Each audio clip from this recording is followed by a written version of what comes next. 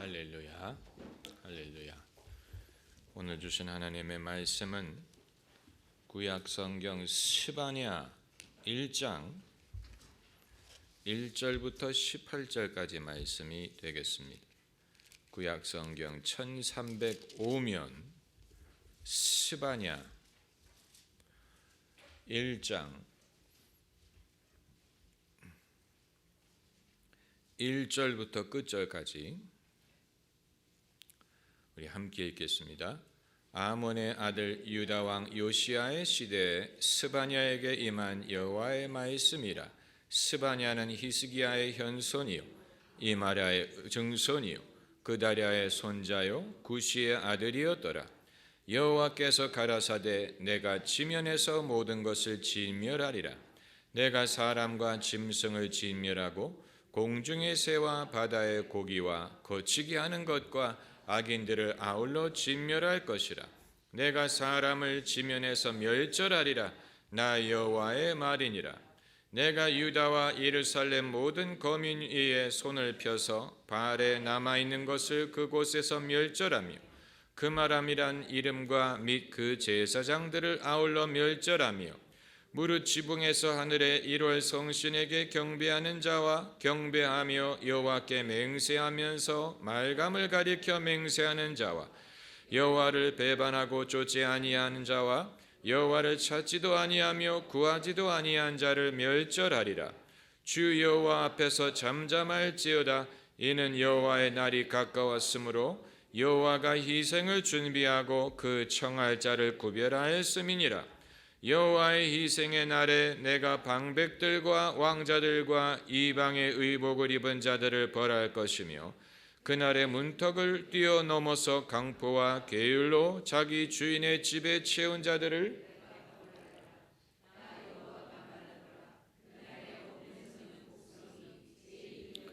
부르짖는 소리가 작은 산들에서는 무너지는 소리가 일어나리라. 막데스 거민들아 너희는 애곡하라. 가나안 백성이 다 패망하고 운을 수운하는 자가 끊어졌음이니라. 그때 내가 등불로 예루살렘에 두루 찾아 무릇 찢기같이 가라앉아서 심중에 스스로 이르기를 여호와께서는 복도 내리지 아니하시며 화도 내리지 아니하시리라 하는 자를 벌하니니 그들의 재물이 노략되며 그들의 집이 황무할 것이라. 그들이 집을 건축하나 거기 거하지 못하며 포도원을 심으나 그 포도주를 마시지 못하리라. 여호와의 큰 날이 가깝도다. 가깝고도 심히 빠르도다. 여호와의 날의 소리로다. 용사가 거기서 심히 애곡하는도다. 그 날은 분노의 날이요 환난과 고통의 날이요 황무와 폐괴의 날이요 캄캄하고 어두운 날이요 구름과 흑암의 날이요 나팔을 불어 경고하며 견고한 성읍을 치며 높은 망대를 치는 날이로다. 내가 사람들에게 고난을 내려 소경같이 행하게 하리니 이는 그들이 나 여호와께 범죄하였음이라. 또 그들의 피는 흘리워서 티끌같이 되며 그들의 살은 분토같이 될지니라. 그들의 은과 금이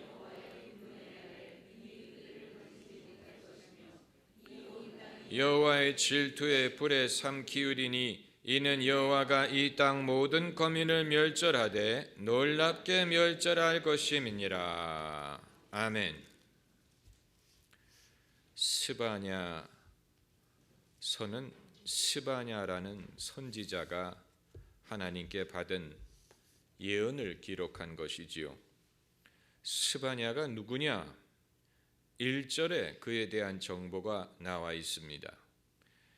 스바냐의 계보를 말하고 있는데 예수님의 계보는 42대까지 기록이 되어 있지만 스바냐의 계보는 5대까지 기록이 되어 있습니다.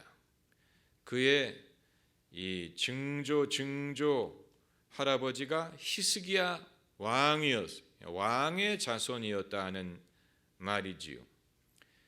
그리고 이 요시야 시대에 하나님의 말씀이 임했다라는 것을 보면 스바냐 선지자는 하박국이나 예레미야와 동시대의 인물이었다는 것을 추정할 수 있습니다.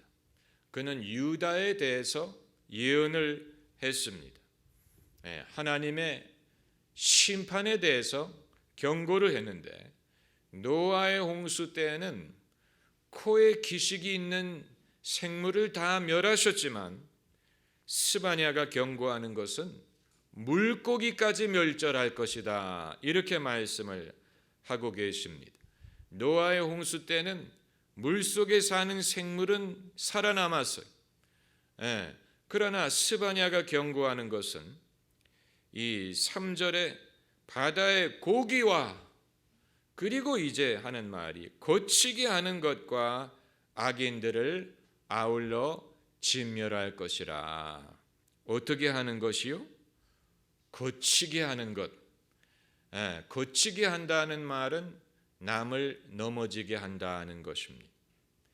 우리가 죄를 짓는 것도 나쁜 것이지만 죄를 짓는 것이 남을 넘어지게 할 때 그것은 악한 것입니다. 예수님도 남을 넘어지게 하는 것에 대해서 아주 중하게 경고하셨습니다. 뭐라고 말씀하셨냐면 목에 연자맷돈을 메고 바다에 던지우는 것이 차라리 낫다고 말씀하셨어요. 그러니까 성도들이 하나님이 자신에게 주신 자유를 사용하는 면에 있어서도 그렇고, 죄를 짓는 것도 이 내가 짓는 죄가 나만의 죄로 끝나지 않고 남을 넘어지게 하는, 예수님이 베드로에게 내 뒤에 섰거라 사탄아, 너는 나를 넘어지게 하는 자로다, 이 믿는 사람을 넘어지게 만드는, 이것이 바로 거치는 것입니다. 하나님이 내가 거치는 것과 거치게 하는 것과 악인을 아울러 진멸할 것이라.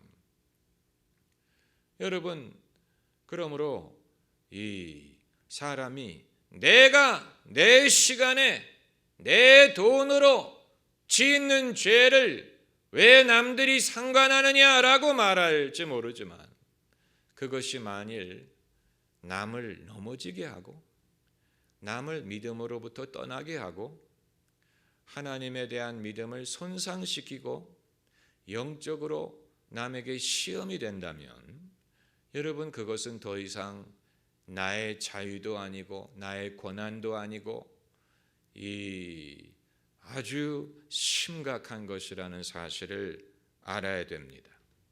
하나님은 본문에서 두 가지에 대하여 진노하시는데, 첫째는 사람의 불신앙에 대하여 진노하십니다.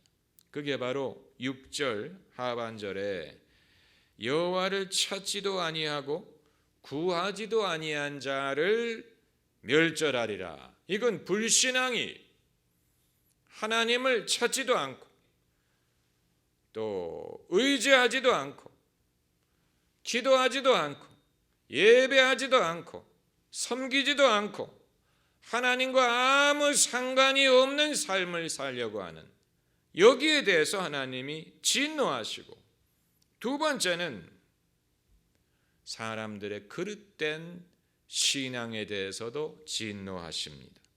그것이 바로 이 지붕에서 하늘의 1월 성신에게 경배하는 자를 말하는 것입니다. 5절에 무릇 지붕에서 하늘의 1월 성신에게 경배하는 자, 1월 성신은 태양 또 달, 별을 말하는 것인데, 그러니까 이들이 종교심은 많은데 엉뚱한 것들을 섬기는 것입니다. 엉뚱한 신에게 기도하고 엉뚱한 종교를 쫓아갑니다. 그러니까 한편으로는 안 믿는 사람들의 불신앙도 문제인데, 신앙심이 많으나 잘못된 것을 쫓아가는 사람, 잘못된 신앙을 가진 것에 대해서도 하나님은 진노하십니다. 여러분, 이 구절을 보면 이 번역이 약간 불분명하게 됐지만, 그날에 문턱을 뛰어넘어서 강포와 계율로 자기 주인의 집에 채운 자라고 했습니다. 문턱을 뛰어넘는다는 말은 사무엘상을 보면 블레셋 사람들이 여호와의 언약궤를 빼앗아 가서 자기들이 섬기는 다곤의 신의 신전에다가 모셔놨어요. 언약궤를 거기에 보관했어요. 그런데 다음날 아침에 들어가 보니까 다곤의 신상이 언약궤 앞에 넘어져 가지고 얼굴을 땅에 대고 있는 것입니다. 그래서 신상을 세워놨는데 다음날 아침에 또 들어가 보니까 다곤의 신상이 또 넘어져 있는데 목과 손이 이 성전의 문턱에 부딪혀 가지고 부러졌다 그랬어요. 그것이 계기가 돼서 블레셋 사람들은 문턱을 넘어갈 때 발로 문턱을 딛지 않는 그런 전통이 생겨나게 됐습니다. 본문에서 9절에 문턱을 뛰어넘는다라는 말은 바로 그 이방 종교의 전통을 계승한 사람들을 일컫는 것입니다. 그 옛날에 이방인들의 바알을 섬기고 또 다곤을 섬기고 우상을 섬긴 그 사람들의 모든 전통이 세월이 지났는데도 불구하고 없어지지 아니하고 이 여호와를 섬기는 사람들이 그것을 이어받아서 그들의 신앙과 혼합이 됐어요. 이것이 바로 혼합주의예요. 여러분, 우리도 모르긴 몰라도 우리의 조상들로부터 내려온 무속신앙의 전통, 샤머니즘의 전통이 우리의 신앙과 혼합된 부분이 분명히 있습니다. 그건 하나님이 기뻐하시지 않습니다. 그리고 공공연하게 그것을 마치 바른 신앙인 것처럼 실천하는 사람들도 많아요. 저희 성도들 중에는 그런 분들이 없지만 제가 과거에 부목사로 있을 때 어떤 집에 신방을 가면 응접실에 소파와 응접 세트가 잘 구비가 되어 있는데도 불구하고 굳이 안방에다가 밥상을 차려놓고 거기서 예배를 드려달라고 요구하는 성도들이 있었어요. 저는 이상하게 생각했습니다. 아니, 좋은 소파에 앉으면 얼마나 편하고 좋아요? 그런데 저같이 육중한 사람이 방바닥 위에 앉아서 아주머니들을 상대로 예배를 인도해야 됩니다. 그것도 안방에서. 왜 안방에 예배를 드리라고 요구하느냐? 그래야 복을 받는다고 생각을 하는 거예요. 그게 옛날에 샤머니즘의 전통이에요. 아마 옛날 사람들은 무당을 불러 구슬할 때 안방에서 했던 것 같습니다. 그 집에 복이 임하게 해달라고. 그런데 그 전통이 이어져서 예수님을 믿으면서도 믿음의 컨텐츠는 기독교지만 그것을 실천하는 방법은 다분히 무속신앙적인 면이 많은 사람들이 많아요. 여러분, 다곤의 신전에 들어갈 때 문턱을 건너뛰는 습관이 이스라엘 사람들에게까지 왔다 그래서 하나님이 그것을 못마땅하게 여기시는 것입니다. 못마땅하게 여기시는 것입니다. 필리핀 같은 나라를 가면 필리핀이 소위 카톨릭 국가라고 하는데 정말 필리핀이 카톨릭 국가 같지 않고 설사 카톨릭 신앙이 많이 있더라도 그것이 그 로컬 미신과 혼합이 돼가지고 지역마다 그들이 섬기는 성자들이 있어요. 그래서 기도할 때에도 성자 앞에서 기도하고 성자에게 기도하고 성자에게 복을 빕니다. 도대체 이런 신앙이 어디서 왔다는 것입니까? 하나님, 주 여호와 하나님만을 섬기고 그를 예배하라는 말씀은 어디 가고 마리아에게 기도한다면 내가 이해를 하겠는데 그것도 아니고 우리가 들어보지도 못하고 알지도 못한 지역의 성자들을 신성화해서 그 성자들을 모셔놓은 곳이 성지처럼 되고 거기에 가서 기도를 하고 복을 빈다는 것.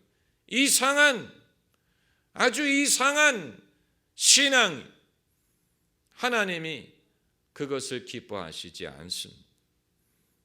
모든 나라에는 이처럼 과거에서부터 내려오는 기독교가 들어오기 이전에 종교적인 전통이 다 어느 정도는 남아 있습니다.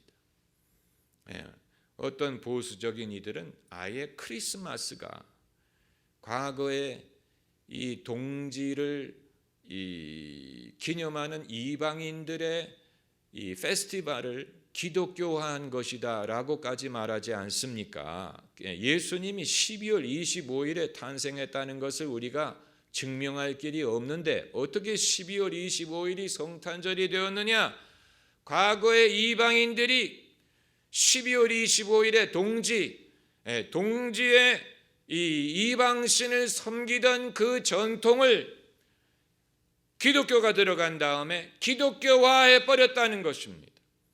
그러니까 이 보수적인 사람들 중에는 그러므로 성탄절, 크리스마스가 기독교적인 날이 아니다 이렇게까지 주장하는 사람들이 있는데, 요즘에 크리스마스가 예수님은 사라져버리고 연인들을 위한 크리스마스, 무슨 산타클로스가 선물 갖다 주는 크리스마스, 선물을 교환하는 크리스마스는 크리스마스인데 예수님이 없는 크리스마스가 된 것을 보면 정말로 과거의 그 이방인들의 전통이기 때문에 그런 것이 아닌가 하는 생각을 하는 면도 있습니다.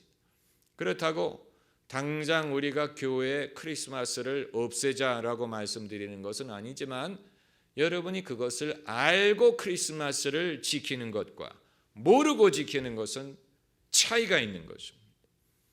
알고 지키는 것과 모르고 지키는 것은 차이가 있습니다. 참고로 부활절을 영어로 이스터라고 부르는데, 부활절이란 말은 한국말은 굉장히 성경적인 말입니다. 예수님이 부활하신 날, Resurrection Day, 부활하심을 기뻐하는 날이. 그러나 영어의 이스터라는 말은 성경에 없는 말이고, 그것 역시 이방인의 신의 이름에서 비롯된 말입니다. 봄이 오는 것을 기념하던 이방인의 축제에서 따온 이름이. 그래서 보수적인 기독교인들은 이스터라는 말도 안 쓰려고 합니다. 그러니까 기독교의 가장 중요한 명절인 크리스마스와 이스터가 둘 다 이방인의 영향, 이방 종교의 영향을 받았다는 사실은, 이것은 이 혼합 종교라는 것이 남의 문제가 아니라는 것을 말해줍니다. 우리가 이런 것을 알고 믿어야 됩니다. 제가 대학교 때 다니던 미국인 교회는 부활절날 해피 이스터라고 인사하면 눈치를 줍니다. 왜냐하면 우리는 이스터란 말을 쓰지 않는다. 그건 이방인에서 비롯된 것이다. 기왕 부를 것이라면 부활절, 레서렉션 데이라고 불러라. 그게 성경적인 것입니다. 성경적인 것입니다. 얼마나 많은 성도들이 이러한 것을 모르고 남들이 하기 때문에 덩달아 따라합니까?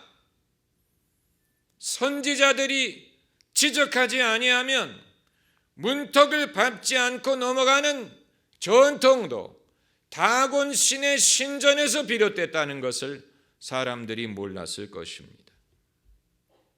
그런데 이제 보면 이스라엘 사람들 중에 어떤 사상을 갖고 있는 사람들이 있었냐면, 12절 말씀에 그때 내가 등불로 예루살렘에 두루 찾아 무릇 찢기같이 가라앉아서 집중에 스스로 이르기를, 심중에 스스로 이르기를, 사람들이 마음속에 생각하는 것을 선지자가 지적하는 것입니다. 심중에 스스로 이르기를, 여호와께서는 복도 내리지 아니하시며 화도 내리지 아니하시리라 하는 자를 벌하리니. 여러분, 이게 거의 3,000년 전에 기록된 문서인데 그 당시에 이미 이렇게 생각하는 사람들이 있었어요. 그러니까 하나님은 인간의 삶에 관여하지 않는다, 하나님이 없다라고까지 말하지는 않지만 하나님은 복도 주지 않고 벌도 주지 않는다. 그러므로 하나님께 기도할 필요도 없고 하나님을 무서워할 필요도 없다, 이렇게 생각하는 사람들이 벌써 그때 있었다는 얘기예요. 이 시대에만 그런 사람들이 있는 것이 아니에요. 이 시대 사람들이 과거보다 많이 배우고 더 많이 똑똑해서 이런 생각을 하는 것이 아니고 옛날에도 그렇게 생각하는 사람들이 있었습니다. 하나님의 존재에 대해서 확신하지 못하는 것입니다. 하나님이 복도 주지 않고 벌도 주지 않는다. 그렇다면 하나님은 인간의 삶에 관여하지 않는다는 말이고 사람도 하나님에 대하여 관심을 가질 필요가 없다는 얘기예요. 그런 것에 대하여 하나님이 진노하셨다고 했습니다. 그래서 하나님이 어떤 방법으로 손을 보시느냐, 여기에 여러 가지 이 심판이 나오고 있습니다마는 하나님은 정말로 사람들이 싫어하는 방법으로 그들을 치셨습니다. 그게 바로 돈주머니를 치는 방법이. 13절을 보면 그들의 재물이 노략되며 그들의 집이 황무할 것이라. 재물을 건드렸어요. 사람들이 무슨 전쟁의 위협을 두려워하지 않습니다. 대한민국은 늘 지난 몇십 년 동안 늘 전쟁의 위험을 앞에 두고 살았지만 사람들 그거 염려하지 않습니다. 또 자연재해 염려하지 않습니다. 무슨 백두산이 폭발할까, 무슨 지진, 쓰나미, 그런 거 염려하지 않습니다. 그러나 당장 돈주머니를 건드리면 교양 있는 사람이나 교양이 없는 사람이나 지성인이나 그렇지 않은 사람이나 모든 사람이 제일 아우성치는 것은 돈주머니를 건드리는. 하나님은 사람들이 어떠한 존재인가를 아십니다. 사람들이 먼 훗날에 일어날 심판에 대해서 염려하지 않아요. 그러나 당장 그들의 돈주머니를 건드리면 지성인인 척하는 사람, 고상한 척하는 사람, 무슨 교양이 있는 사람, 무슨 별의별 사람들이 다 똑같이 반응합니다. 돈주머니를 건드리면 다 아우성칩니다. 하나님이 그 방법으로 이들을 심판하신다고 말씀하셨어요. 그래서 18절에 그들의 은과 금이 여호와의 분노의 날에 능히 그들을 건지지 못할 것이라. 모든 사람이 가장 취약한 부분이 돈이. 사람들은 상당히 유물론적인 삶을 삽니다. 전쟁이 일어나는 이유도 돈 때문이고 정변이 일어나는 이유도 돈 때문이.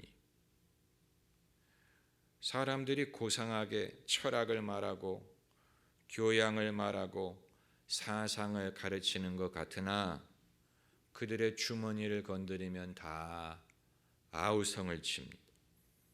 재물이 있는 곳에 무엇이 있다고 했습니까? 마음이 있다. 너희 보화가 있는 곳에 너희 마음이 있다고 했기 때문에 다 똑같아요. 이 호신술을 배우노라면 사람의 몸에 급소라는 것이 있다는 것을 배웁니다. Vital point. 급소는 일격에 쓰러뜨릴 수 있는 그런 부위를 말합니다. 가장 잘 알려진 급소가 명치. 이건 여러분이 흉내내면 안 됩니다. 명치가 바로 여기 여기 한 방 맞으면 사람은 다 나가 떨어집니다. 급소기 때문에. 또 인중, 코와 입술 사이도 급소고 몸에 급소가 많이 있습니다. 마찬가지로 인간의 삶에 급소가 있어요. 그게 바로 돈을 건드리면 모든 사람들이 다 똑같이 반응합니다.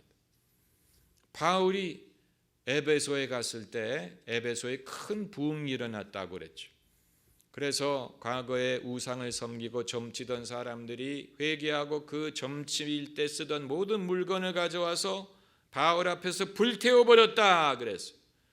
그런데 그걸 보고 누가 제일 싫어했는지 아십니까?